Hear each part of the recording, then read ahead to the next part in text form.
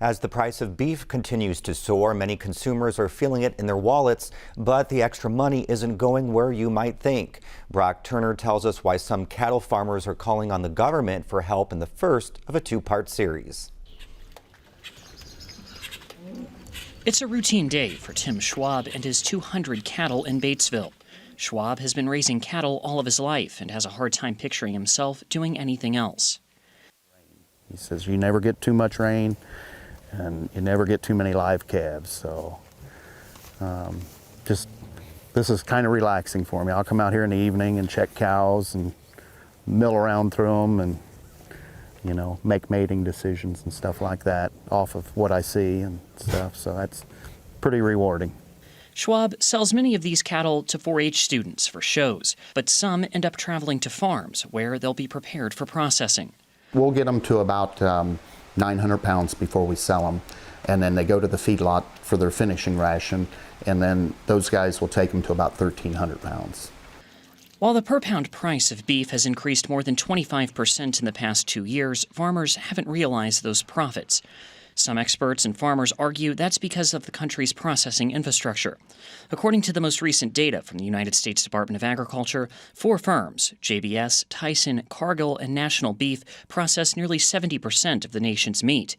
The United States Department of Justice is currently investigating whether the packers have engaged in price fixing or other illegal measures, but there's no timeline on when the investigation will conclude. Washington has considered regulation, but that's something many ranchers, including Schwab, are hesitant to fully support. We don't need government in here yet.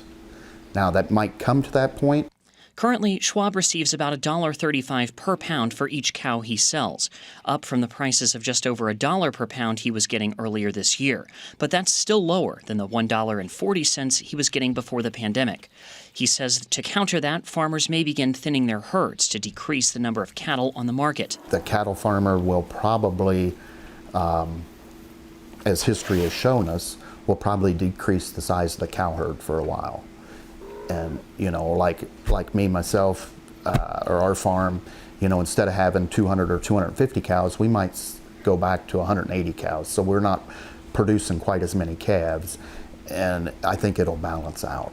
You know, and history has shown us that the cow herd inventory goes up and down, and as it goes up and down, the market does respond to it. The lobbying organization that represents the Big Four packers and others say the industry benefits from and depends on competitive markets. It denies there's any collusion.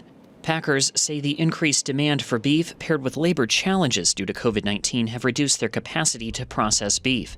The supply of cattle is starting to decline, according to a recent analysis. There's plenty of cattle, there's plenty of supply of cattle, and there's a big demand for cattle, but because of the workers not being at the packing plants and they can't run at 100% capacity, there's getting to be a backlog right there. That backlog is inflating prices for anyone seeking to put a burger or a steak on their plates. Anecdotally, what I'm told on a day-to-day basis, 40 to 60%. That's a significant price increase. Tam says some restaurants have chosen to raise their prices, while others are absorbing losses in hopes of attracting more customers. Restaurants have grappled with that issue and have made some significant decisions. You know, initially, I think a lot of restaurateurs and decision makers were like, look, maybe we can ride this out for 2 weeks. Well, 2 weeks has turned into months. Grocers say they're paying more for beef, too.